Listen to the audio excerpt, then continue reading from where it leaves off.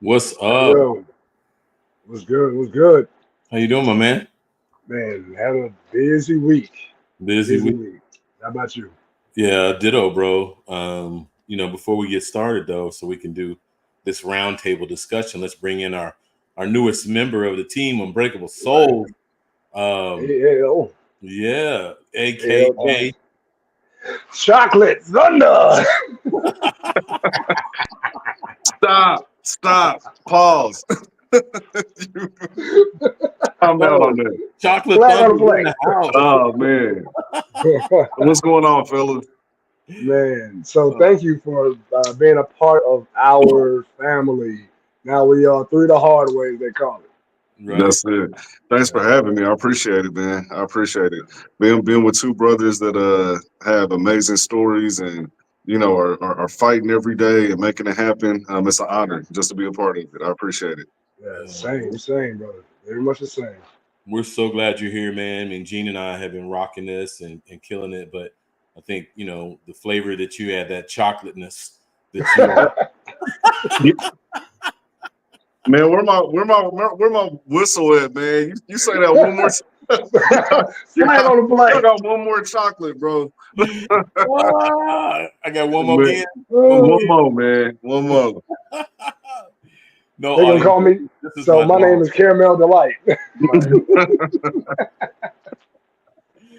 No, Unbreakable Uh, Souls, Unbreakable Soul Nation. These are my boys. These are my yes, boys. sir. These are my ride or dies, and I love these guys with the love of Christ. Kind of a Jonathan David relationship out of the Bible. So Yeah. um, I couldn't think of two other brothers to be doing shows with. So I appreciate y'all so much. So I just thought fitting. We've talked on some really hard topics, and not saying that today's show is not going to be a hard topic, but you got three brothers together, and I thought, coming out of some of those harder topics, what better thing to talk about than brotherhood? Yeah. So we want to jump into Unbreakable Souls today, brotherhood. Out the gate, is there anything that's on your mind, either one of you guys, about brotherhood?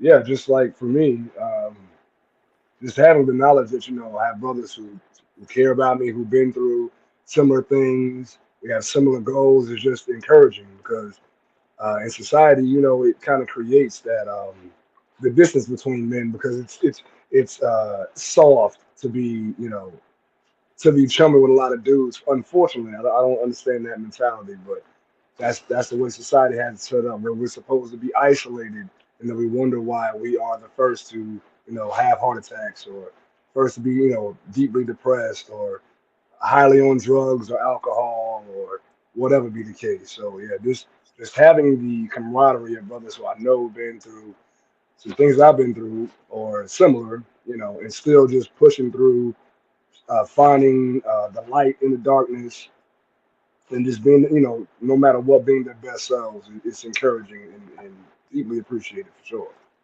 Yeah. Yeah, yeah. I think it even goes into the it's not what you know, but who you know.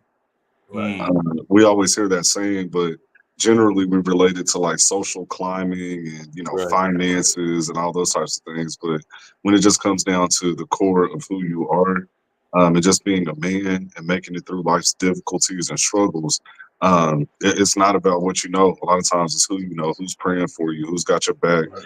who are you having those tough conversations with, who's holding you accountable. And so Right. brotherhood is important. It's like iron sharpens iron, and I Right. wholeheartedly believe that. So, yeah, Yeah. brotherhood it is.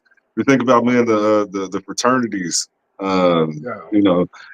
military, all these Right. different organizations where you see men excel. It's because there's that brotherhood.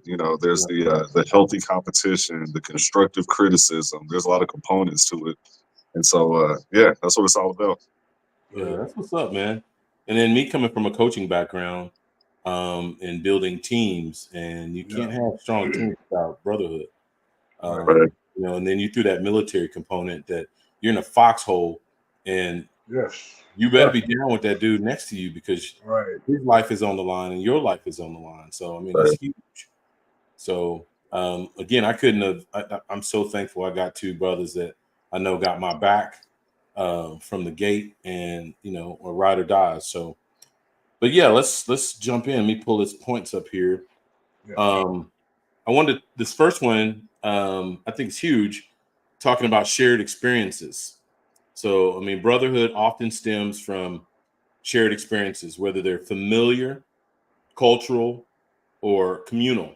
These experiences create bonds of trust and understanding that can last a lifetime. So, where does that land with you guys?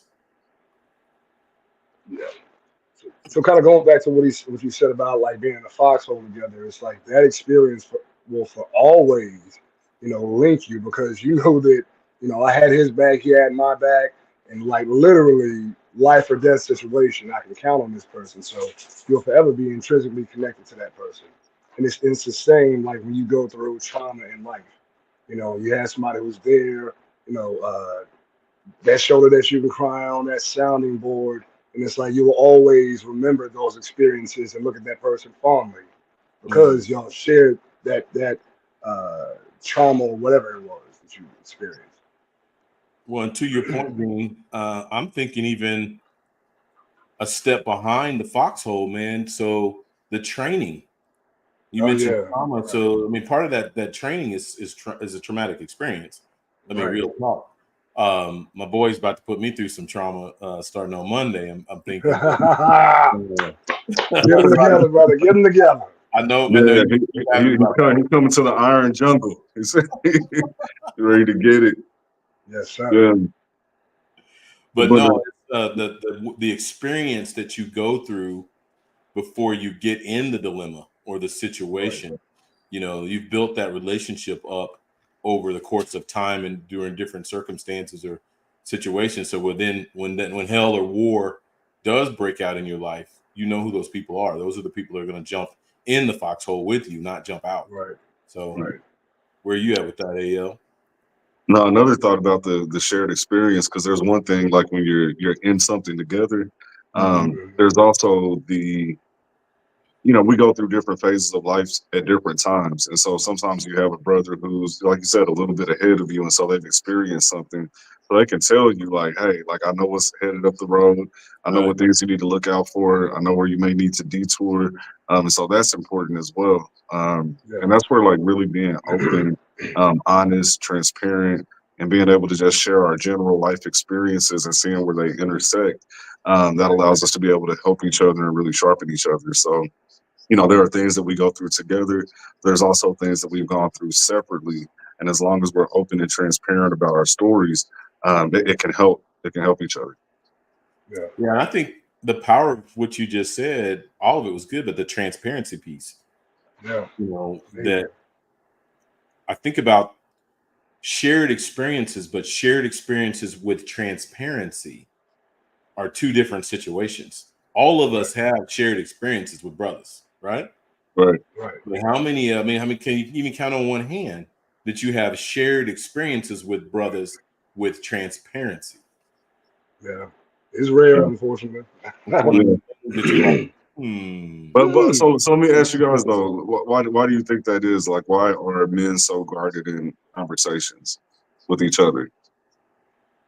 Yeah, I would say because I mean society frames it that way. Like you're not supposed to be close to another man and be open and vulnerable, or you're soft, Right. or even they get to the point where like if you're too close to another man, oh they must be gay. Mm. Like silly stuff like that that has nothing to do with truth. It's just society kind of frames it as it is something that makes you weak. Well, I love all of that. I would even say, to your point, is we've adopted a worldview of the world instead of a biblical worldview, where in the Bible or a biblical worldview, that's taught to be honor, you know, Hmm. to be your brother's keeper. That scripture we keep throwing out there, iron and sharpen ironing. That's what it's Right, talking about, being there to strengthen your brother in every facet of his life. right. That's powerful, man. What about trust? I am my brother's keeper. Yeah. Like have you ever wanted to be transparent and felt like I don't know if I trust him with this story or this part of my life? Yeah. Well, wouldn't that stem from prior experience of hurt and betrayal, where you did extend that olive branch to that person, and you were wounded or taken advantage of, or viewed as soft, or whatever? Yeah, Hey, I would think so. Like, I think at some point, all of us have, shared something with somebody, and then it ends up getting out, or maybe they view you differently. As you're transparent and you're saying, "Hey, this is part of my story," and now they're looking at you different. And Right. so I Right. think that there's a trust factor that a lot of times we have to get over. Right. Yeah, it keeps yeah, us closed off.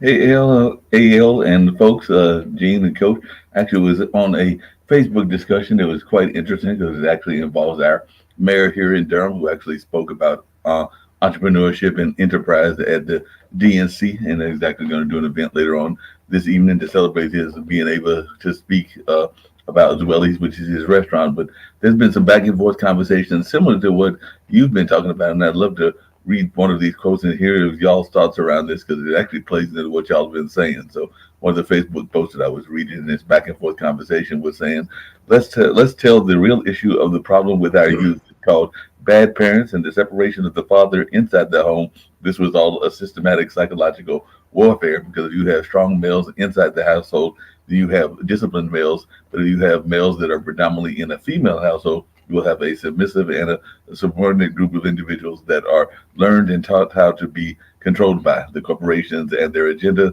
Let's start putting penalties against bad parents whose children cause destruction behavior in our society. And one of the things that I raised to that particular individual that posted that was that I knew some folks that were in some strong black males of different ages that even some that came out of a single family household and all along those lines. So I felt that he was maybe being a little bit overly generalizing because I have seen some of what he's talking about, but I was just wondering y'all's thoughts along those lines because he also had something else that I was going to raise as well in that same line. But like I said, one of my counters was I've known some people that have been effective leaders that have come out of different types of households, but not saying that we don't need to be strong male leaders. Hmm. Um, I would say for sure. I mean, it all depends on. I mean, even within the household, you may not have that strong male or whatever, but as long as you have that in your community, you know, then it's easy for you to become that person because you have an example. You have someone to look forward to. But it's imperative that that young men have that a strong male figure, whether it be a father or uncle or a cousin or family friend or someone down the block.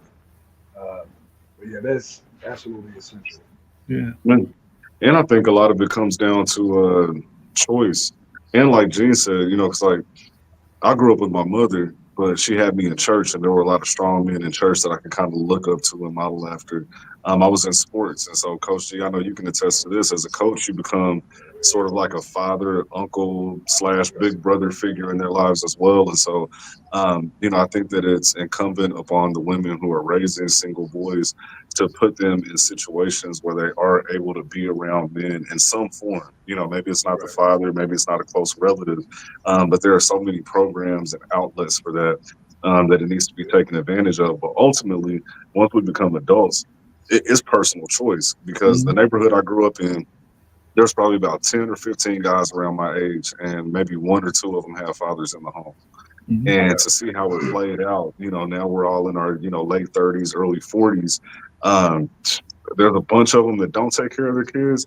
There's a bunch of them who are excellent fathers, Right. beyond what they experienced in their own life. And so there is that personal choice that comes into account where at some point you have to hold yourself accountable and say, hey, I'm gonna change the narrative. I'm gonna shift my family tree and it's my responsibility. No, I Mhm. love that. Yeah. I But love that. I think I'm all about community. I'm obviously a coach, so I'm all about community. I'm thinking about my childhood. My father was in my home.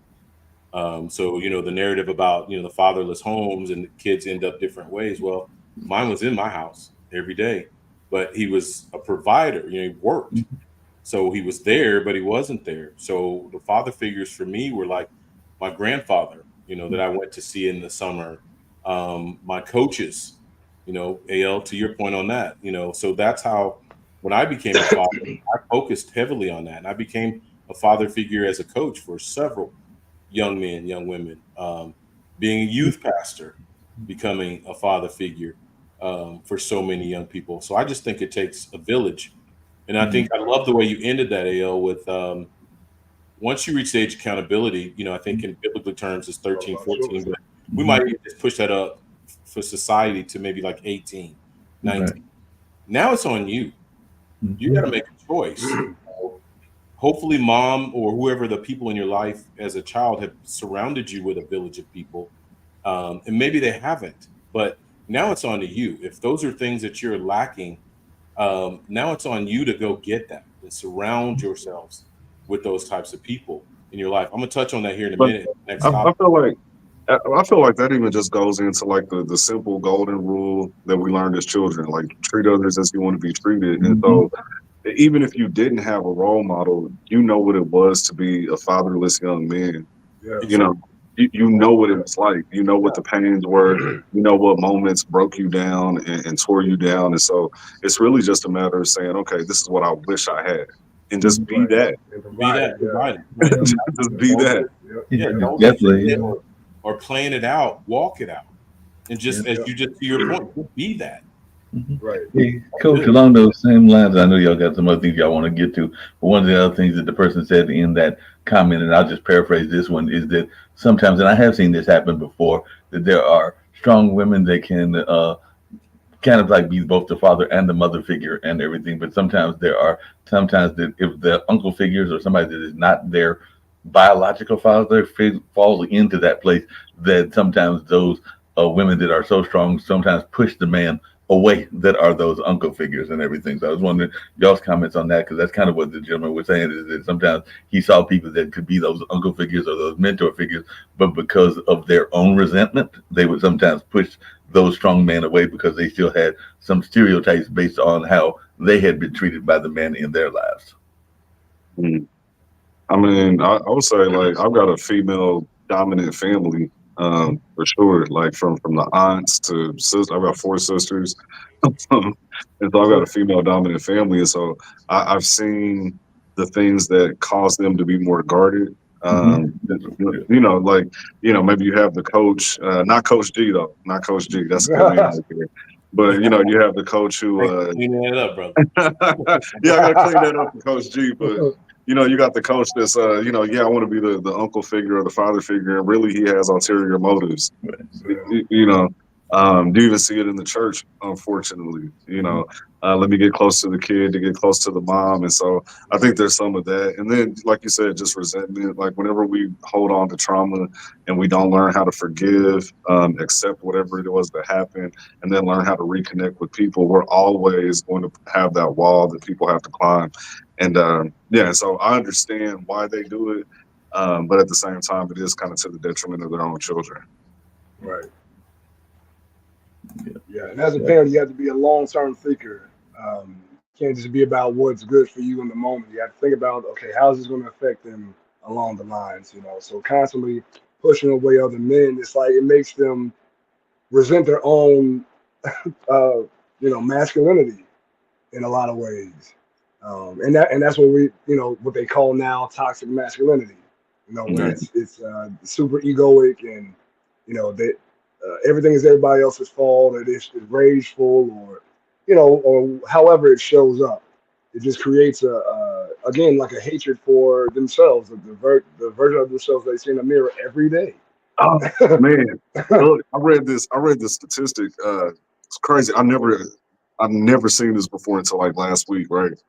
But so they were doing research and they collected suicide notes from like a Man, whole bunch of men, and then they yeah, analyzed the notes for like keywords that were used over and over, across right. um, so many letters. Do you know what the main ones were? I Father. feel useless. Uh, Yeah, yep, That was like the number one word, yep, useless. And so yep. that lends to the fact that men need to be needed. I Right. say that to say when we talk about, you know, the single mother and the trauma that can be placed on the young man, think of how many women, especially on social media, because a lot of times they think like I don't kids need a don't see man. social media. Yeah, I don't need a man. I don't need. So think about the little boy that's like, okay, I am a young man. I'm becoming a man. And so from a Right. little boy, you've been telling me like what I'm growing into isn't needed. Wow. It, And right. so then when they hit Right. a point of like actually experiencing life, you don't know what that trigger may be where he says, you know what, I'm useless. And that was the Right. number one key word in like hundreds of suicide letters. That's powerful, man. That's Yeah. powerful. I'm glad you brought that point up. Yeah. And then Because I mean, another thing I want to throw out there that you kind of said, I think Gene at the end of, or I think AL at the end of yours. I want to be in my shared experience. I want to be balanced because I learned one thing as a young father, 19, 18, 19, and then growing up with no roadmap on how to become a father, not really seeing good fatherhood in front of me other than probably my grandfather. But I guess, I don't know, that's on it. But anyway, my point in that is balance, because as I grew and became father figure for other people, one of the things that I learned that brought a ridge between me and my sons was them always seeing their father out. Where I felt I spent so much time investing in them, um, they kind of still saw, until they grew up and matured, they still kind of saw that daddy's out here and daddy's over here, daddy's over there. What about my time? But I always felt like I gave them the best of my time or the most of my time. What do you guys think about that? I'll go first. Um, Yeah. not the preacher's kid syndrome. Yeah. Yeah. That's what it is. It's the preacher's kid syndrome. They always say like the preacher's kid is the worst. They feel neglected because dad is so busy. You know, they're seeing him help with other families, and he's at the hospital praying over this person, and maybe he missed a basketball game or missed, Yeah. you know, some important event. And a lot of times we don't understand like how important certain things are to our children because we're looking at it through our own lens. And so it's like, oh, Right. it's one game, but that one game might have been the world Can to be them, everything. you know. Right. And so now they're holding on to that, and it creates that resentment. So I would say it's kind of like the preacher's kid syndrome. But I, Yeah. I think I think so many kids, I love what you're saying, are listening to what society's saying. Because I'm using my personal example, to your point, the things you just said, is I was that dad who didn't miss a game. I didn't miss anything. I didn't miss anything. I was at everything: music, basketball, school stuff, anything that they did, I was there. And because my father wasn't there, But, so I was the one that said, "Okay, I didn't get these things, so I'm going to give these things to my sons." But I still feel like at some point they listened to the noise of the world instead of looking at what was actually in front of them, because they had the father who was present, who provided love and support and comfort all along while I was helping this kid, that kid, all these other people. So fathers, I feel like we've got to have balance. And even if our kids, because perception is reality, gentlemen, uh, perception is reality, even though I would say their reality was wrong. But if that's how they perceived it, then And it's the that's where truth. balance steps in. You got to step back and give more time and show yourself more present with your own kids, because first ministry starts in your own household. Right. Were you about to say, I, Gene? yeah, I was going to say, and what actually we need to transpire in situations like that. Like we need to have those sit downs with your children. Sit down and ask them what they need. What do you need from me? You know, how can I uh, create a environment where you feel safe, where you feel loved, where you feel seen? How can I do that? And that, I mean, and with that, you allowing yourself to be vulnerable to your children who see you as a strong figure. So it kind of sets an example of, okay, my dad is not so full of himself that he can't humble himself and ask me, what can I do better as a father and as a Right, person? right, that's right. good. That's I think that's good. hugely important. That's good. I used Good. to have those type of conversations with my children often. Hey, what can I do differently? You know, or Dad, I didn't like that. Oh, I'm sorry. Okay, so what can I look?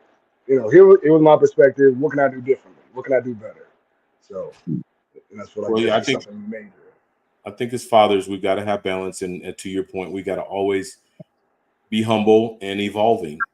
Knowing that we're not perfect, our children are not perfect, and just continuing to grow, which leads us into our next point, which is support system. Brotherhood provides a vital support system where individuals can rely on one another during challenging times. This mutual support fosters emotional resilience and personal growth. And if we're going to jump into support system, Gene, you probably already know where I'm going with Oh this. yeah. I think every man, and I'm going to even push it down to, I'm going to start. I'm a new grandfather to my first grandson. Congratulations. Congratulations. Yeah, 2 weeks ago, 3 weeks. I think it's coming up on 3 weeks now. Big pop. One of the things, yeah, big pop. All right. But one of the things I want to instill in him early in his life is to locate his Paul, his Barabbas, and his Timothy. His Paul is that older father figure, or more. Doesn't necessarily be older, but someone who's more mature, who's more seasoned in life than he is, who pours.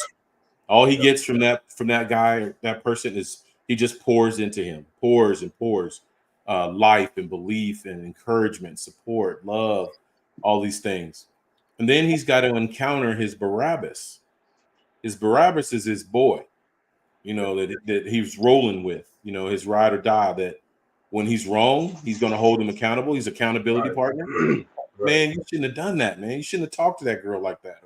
You should have handled that situation better. You should have paid that bill. You shouldn't have spent that money on this thing over there. But that's also, that dude is going to be his biggest cheerleader. He's going to be the one that's celebrating him when everybody else is turning their back and thinking he's not going to be able to do it. He's going to want to be the one pushing him.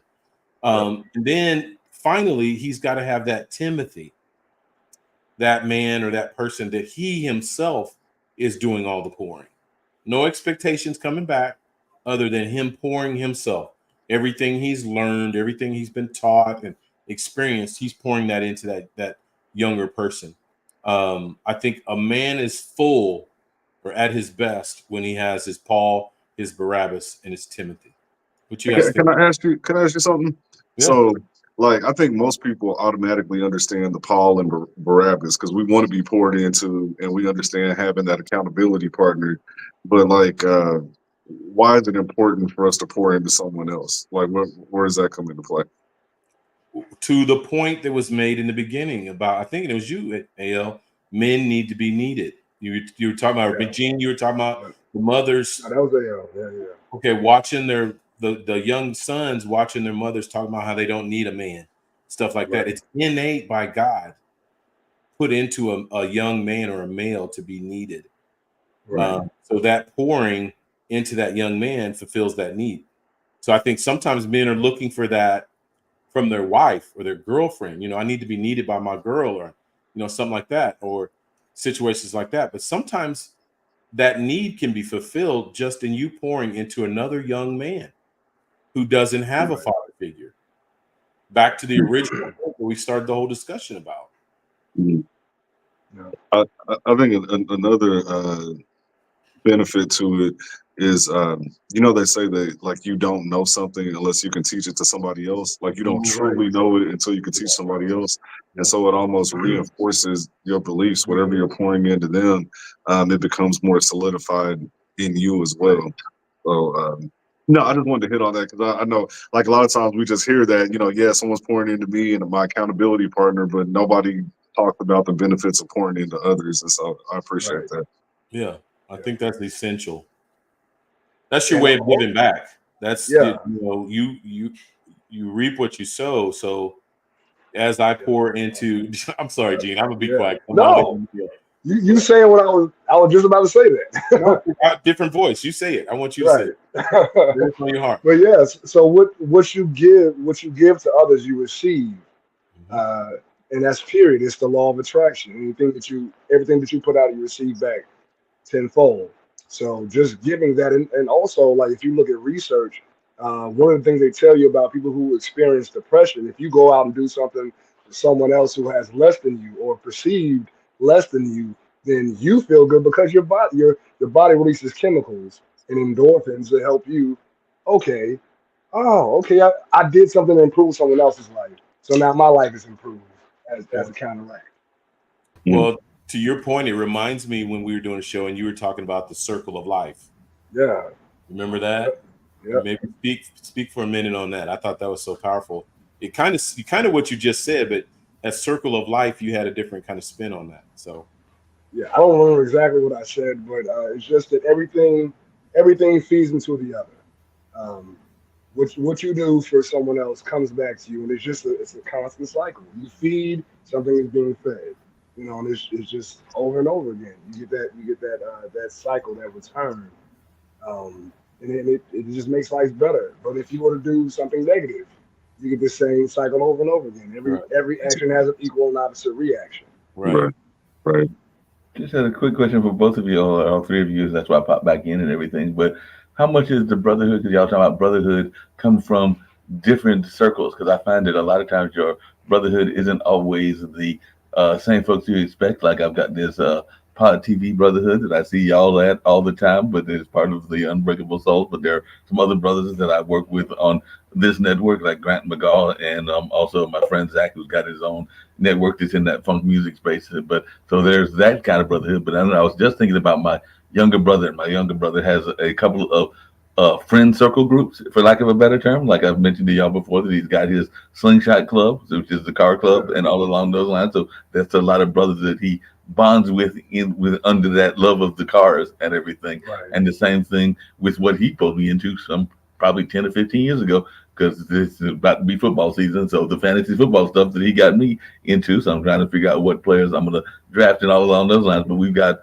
a lot of brothers and some sisters that are involved in that. So there's that brotherhood and the common interest, because there's the love, both the love of football, but also the love of statistics and the players and what they're doing, because that's what fantasy football is all about. So I just wondered y'all's thoughts around those bonds that you develop, and maybe they're not always bonds from the traditional sources like church and school, but they're from different organizations as well. So I just wanted y'all's thoughts about that, because I know that Gene has got his band, which is a band of brothers and sisters, and I'm sure you got some things even with your coaching. And I don't know that much about what AL's got, but maybe he's got some clubs that he's involved with as well. But I was just wondering how that plays into y'all's development of these bonds that are part of the brotherhood.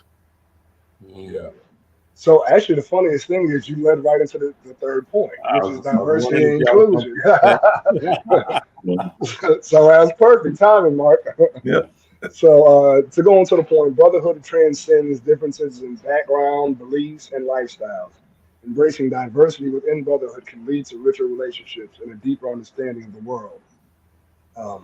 So to that point, like my friends all are just vastly different and very much the same. And it's the differences between us that actually bring us closer, because it's like I want to learn about that. And so you grow as a person, and then that bridges you tighter together as comrades. And I have friends who are from different backgrounds, different sexual orientations, different colors.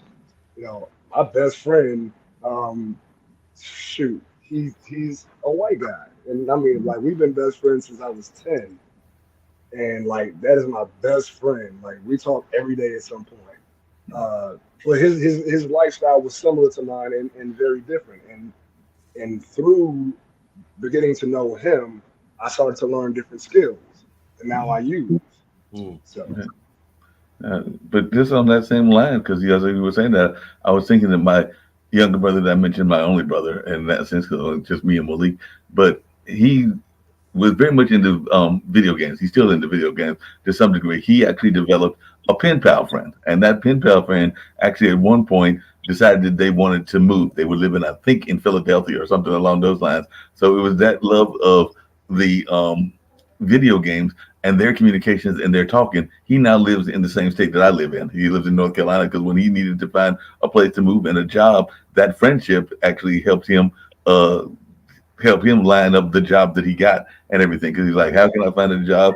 And then I'll reach out to my brother, and Malik told him about some of the development things in this area. And it is my understanding from him that he helped him come down here from up north and everything along those lines. But it was that friendship that they had over literally a video game. I think it might have even been Call of Duty, like one of those war type games, and they became friends over that game. And at the point in his life that he needed to move, he was like, "Well, I'm thinking about coming down to North Carolina." And he moved not to my city. I think he's in one of our cities in the adjacent county and everything. Right.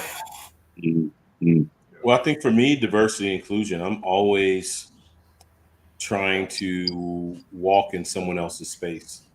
You know, especially when we just talked about the Paul, Barabbas, Timothy, especially the Timothys of my life. I want to enter their space.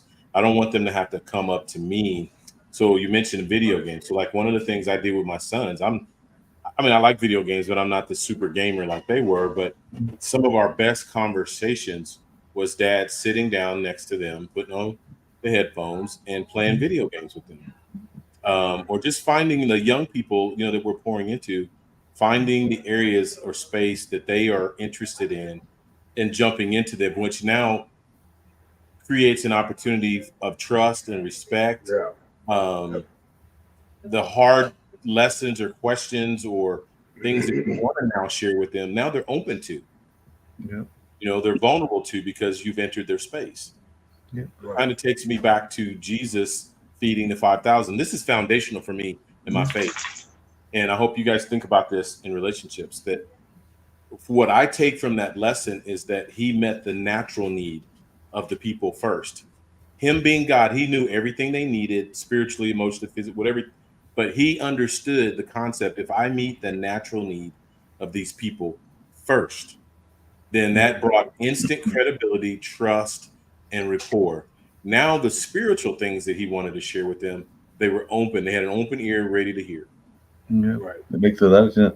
As you were just saying that, Coach, I was just thinking about something that got some negative criticism or negative pushback and everything. But to me, and I don't know what y'all thought, it was one of the most beautiful moments of fatherhood or a father-son relationship and everything. So I don't know if y'all paid attention to the political landscape this past week because the DNC was going on and everything. But one of the most touching moments that I saw was literally a neurodivergent son of one of the candidates who was so proud of his dad that when he sat and was making his speech, he literally sat there and said, "That's my dad," and everything along those lines. And that was the gentleman that was the vice president's son and everything. So Tim Walz has two kids, one a daughter, and he's also got that neurodivergent son. And that's a whole other type of things that parents have to deal with. Is folks in that ADHD kind of space and everything. And there have been some forces out there that have given him a hard time, but I don't know about the rest of y'all. But when I saw him doing that, it actually teared me up and everything because I'm sitting there going like, he's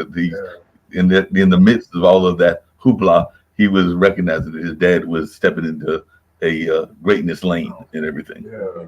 Yeah. That's good, man. Yeah, that's definitely heartwarming. It's different when your child is proud of you for you being your best self. Right. Then that also creates the lane for them to do the same thing. You set the example. Mm. So yeah, and then like you said, dealing with a child who has ADHD or is on the spectrum, Right. when they recognize, like, because their mind operates differently. Actually, their mind operates way more complex than ours do. And when they recognize, moments like that, like you said, stepping into his greatness is just like, wow, okay, he's very aware, he's very in tune or attuned to what's going on around him, and just to see that I guess the pride in his eyes, man. I can guarantee you, once his father saw that later on, he probably teared up too. Yeah. That's my son. What you chomping on, AL? Oh no, man. Look, I'm just enjoying the conversation. I'm just enjoying the conversation, man. This is good. This is good. But no, I think having a diverse brotherhood is important. I think with anything, like diversity of thought is extremely important, and it's something that's Yes. really lost in society now. Like when you think about social media and how the algorithm works, it creates Yeah. echo chambers because it gives you more of what you think versus Right. having that diversity that challenges your thought and helps you expand. And Right. so a lot of times, like we remain stagnant and we don't grow because our thoughts are never challenged. And so Right. I see that as one of the key benefits of having a diverse brotherhood, different backgrounds, different perspectives, and it challenges you. The other thing is exposure. So like, Mhm. again, I didn't have my father in the home. The first time I actually went hunting was a friend of mine.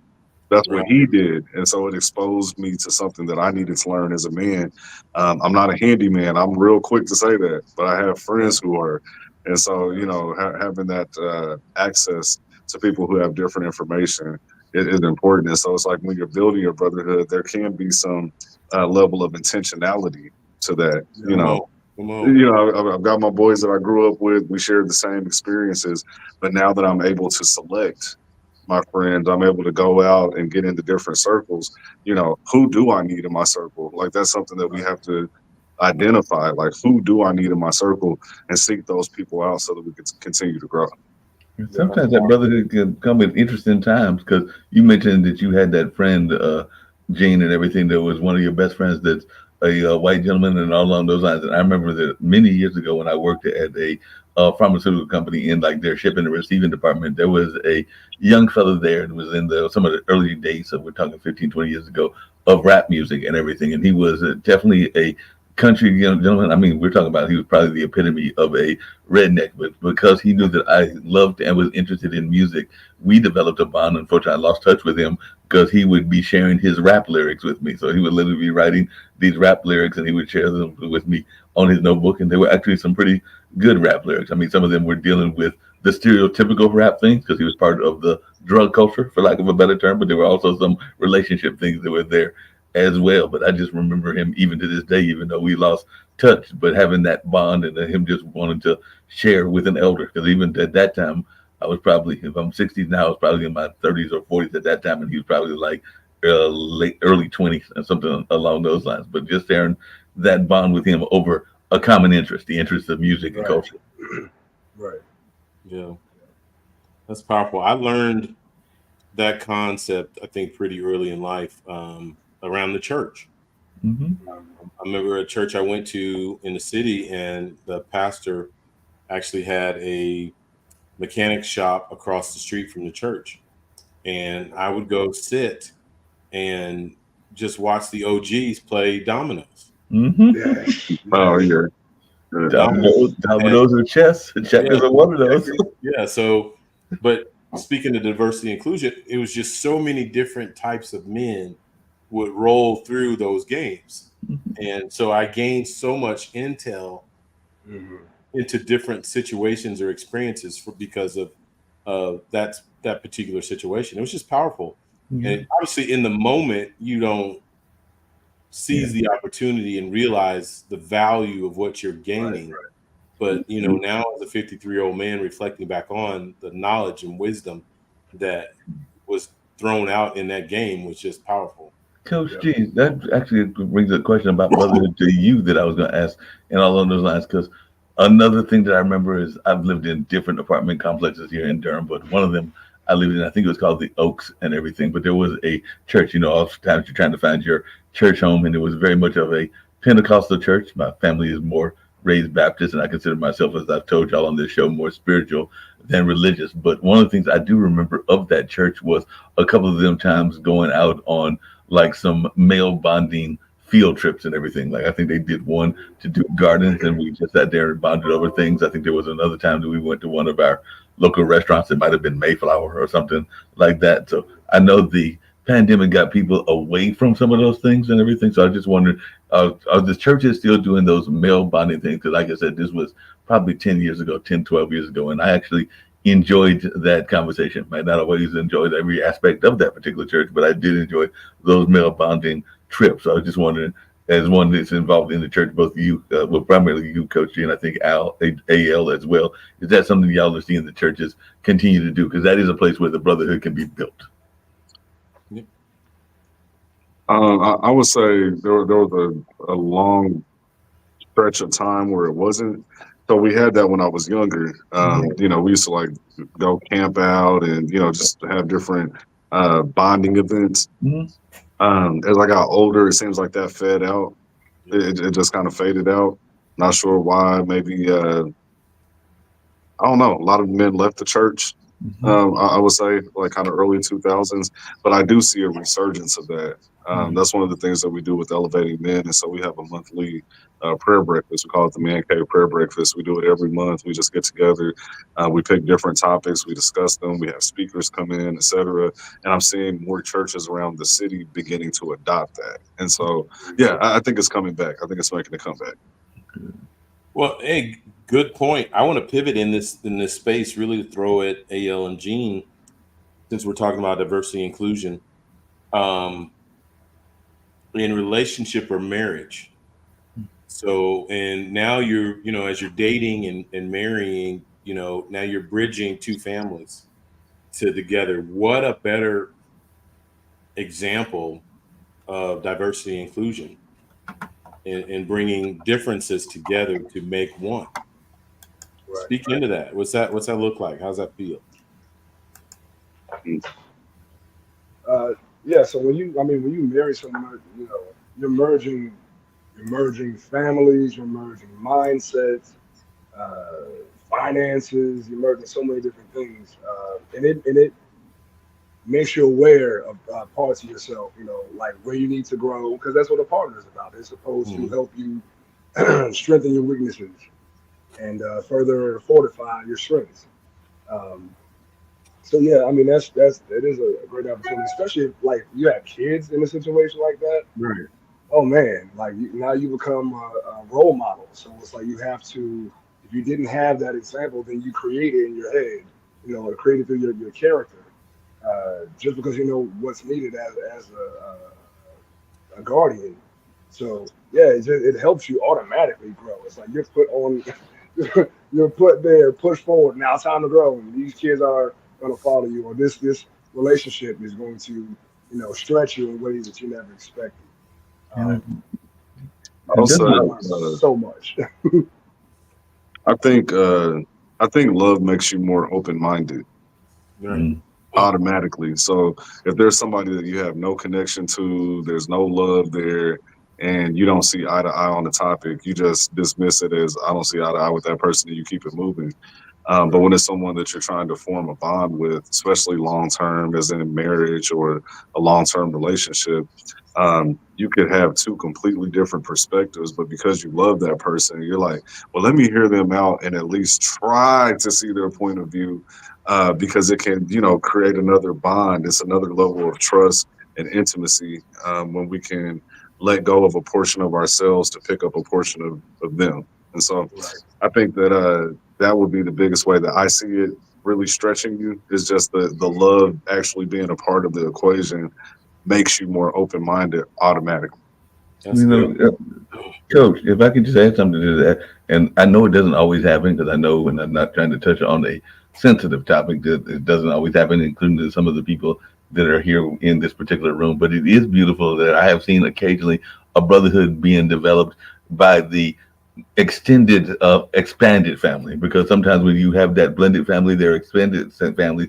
And I have seen a few cases. I've seen some cases that are not, it is not always able to happen, but I have seen some families where the ex and the current actually become friends and become brothers in their own right and everything. So I've actually seen and witnessed that. I think in some of my brother situations and everything, where he became friends with that person that was the original spouse of the other person and everything. So it can happen. It doesn't always happen, because sometimes people, coming back to our conversation around toxicity and putting some of the past behind you, that they can not let it happen. But I have seen it happen where it can happen, and all along those lines. So just to throw that out there, because I've seen some brothers that literally you said they're going like, wait a minute, that's for your ex and this is your current, and y'all still best of friends. But I've literally seen that happen.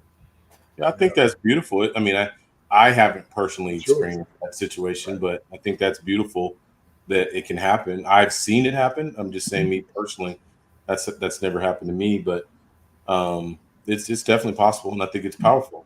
So So I would say now it's not necessarily it's not the romantic aspect of it. Like there are family members of my ex who I still talk to like weekly.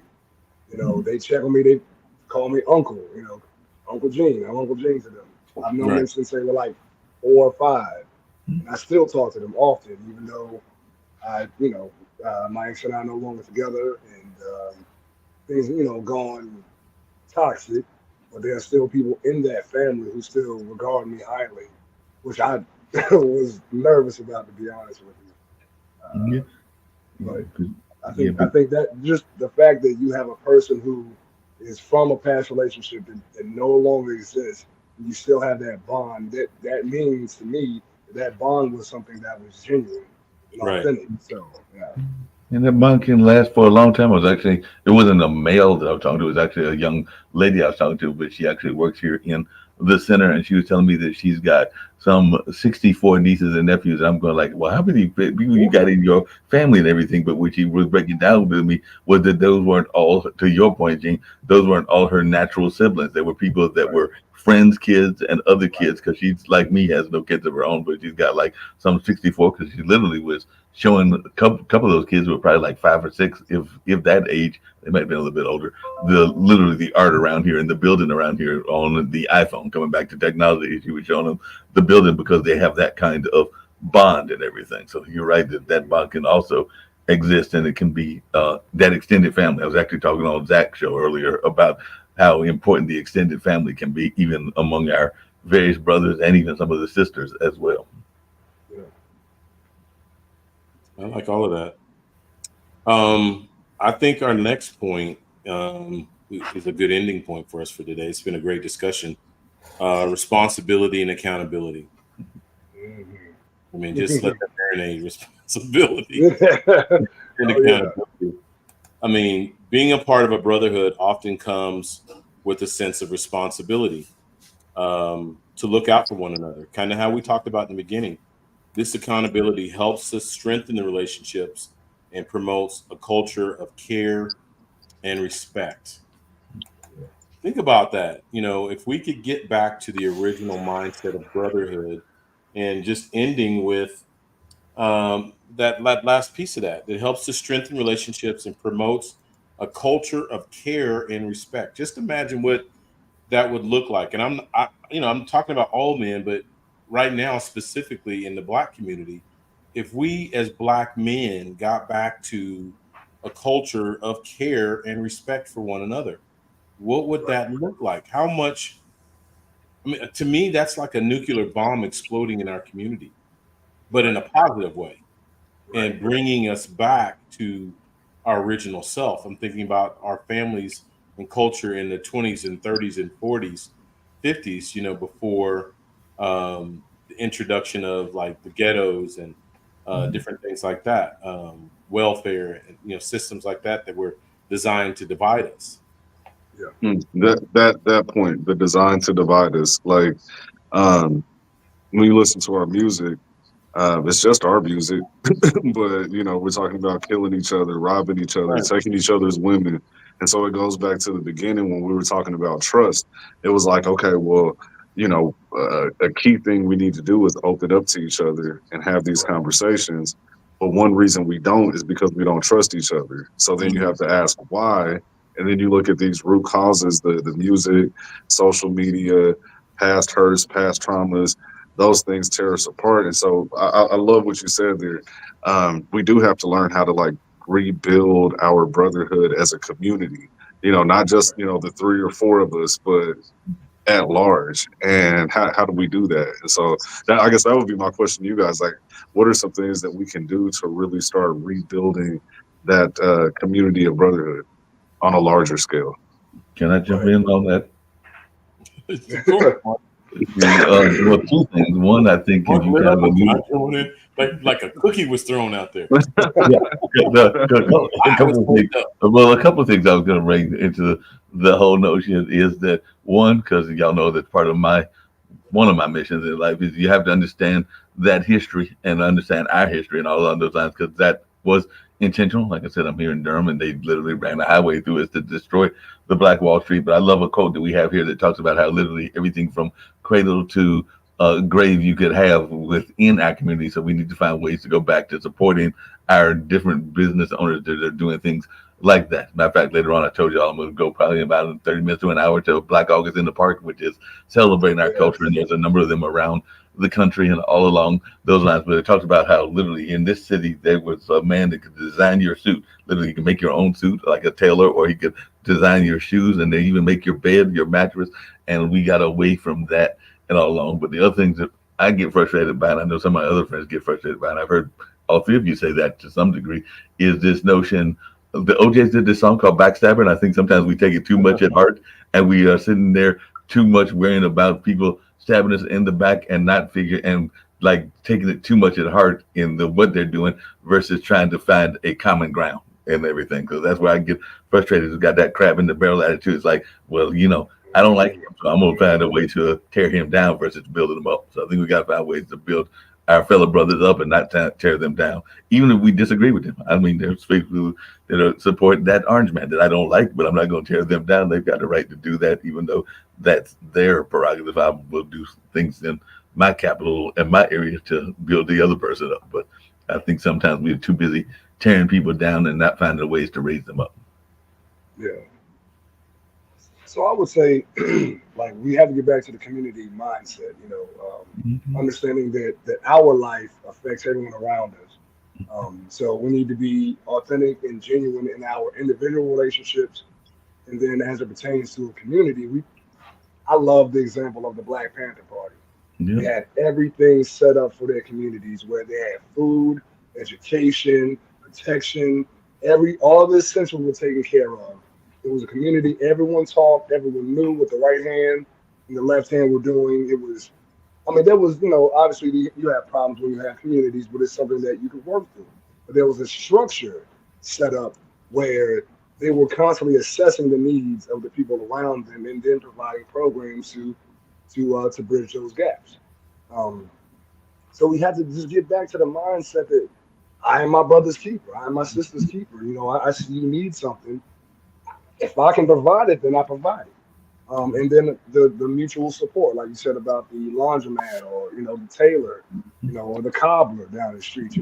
Hey, let's start rebuilding our own community so that we can look at each other and know that I'm doing something to help you, you're doing something to help me. So now that automatically creates a bond. We've gotten away from that, going to Walmart as opposed to going to these mom and pop shops, which has created again a dissonance in our communities. So we just need to get back to supporting each other and being genuine and authentic when we interact with each other individually and collectively, understanding that we all have really the same goal. Now, how it looks, how you manifest, getting to your goal is on you, but we all have the same end goal, which is to be happy, to be provided for, to be cared for, and all of those things. So community mindset to me is what's sorely lacking now. Yeah, you guys know my heart. I'm all about community. One of my concerns, though, as I'm diving a little deeper into this, I've been talking a lot about lately post-traumatic slave syndrome, and just how much it's innate. The experiences of our forefathers is a large part of what keeps us separated. And again, that was intentional. And I think some of the things that they're being said and done now are subliminal and pull out that trauma inside of Black people and push us away from things that we know we should be doing. We were at our absolute best when we were together, when we were family. We took care of our neighborhoods. We took care of our communities, and we've gotten away from that. Totally gotten away from that. I know I read it before, but I don't think AL was here on the last time I read it. But that quote that I had, because it's a short one, but I love this quote, and I'm going to read it to y'all. But it's actually from W.E.B. Du Bois. Today, there is a singular group in Durham where a Black man may get up in the morning from a mattress made by a Black man, in a house which a Black man built out of lumber, which Black man cut and planned. He may put on a suit which he brought at a colored haberdashery, and socks knit at a colored mill. He may cook victuals from a colored grocery on a stove which a Black man fashioned. He may earn his living working for a colored man, be sick in a colored hospital, and buried from a colored church. And the Negro insurance company will pay his widow enough to keep his children in a colored school. This is surely progress. So that was what W.E.B. Du Bois wrote in his book, The Upbuilding of Black Durham, the Success of the Negroes and Their Value to a Tolerant and Helpful Southern City. And it breaks my heart that that's gone. Yeah. So I just say, brothers, we got to do our part. It's that old ripple effect, in the pond, that you throw the pebble in the pond and you think, oh, I can't make a difference, just me. But what if there's a million of us standing around watching the show and saying, what if I just start? Right. What if I do my part? Then that ripple effect going through the community will just be powerful. So I'm excited that I'm surrounded with 3 other brothers that are doing their part in the Black community. And I would say communities, because we don't just limit ourselves to the Black community, but that's home. Right. That's home. Your first ministry is your own home. So, and I think that's where I'm always outside groups say things about, why are you so focused on the Black community? But that's home. I mean, that's where my focus should start, is in my own home. So I applaud y'all for the efforts and the actions that you've taken, the sacrifices that you make, doing shows like this, to be vulnerable, to share your heart, and, just do your part, make that ripple effect start with you. Yeah, no doubt. We applaud you as well. Everything that you're doing. And thinking of applauding, I think we should go out with Gene's song, that second song, not the first one. I think we should go out with Gene's song and all along those lines. It's another powerful song, and he's got all his comrades and everything along those lines. So we're sorry with y'all. I think we should go out with that song. Okay. Thank you, brothers. Thank you all. Yeah. Thank you all. Y'all have a great weekend. Enjoy the rest of the week. Be safe. Thank you all for being here with us at Unbreakable Soul. Peace. Peace.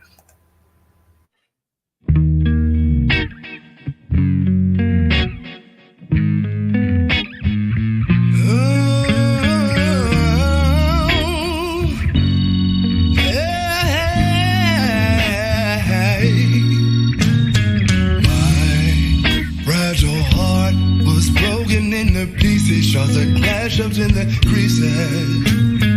Sold parts of my soul to appease your demons. What the hell to bring you peace? And my heart lay tossed to the ground, broken and neglected by you.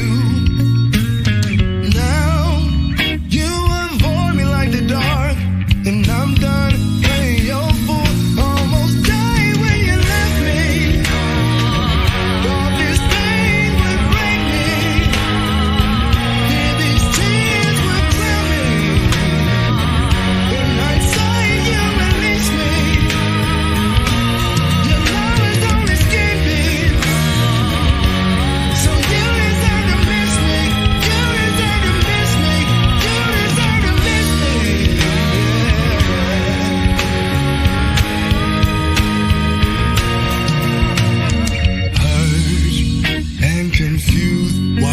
Deserve your hatred as a villain. I've been painted, spitting venom in the mist, weaving lies as you spin, manufactured reality.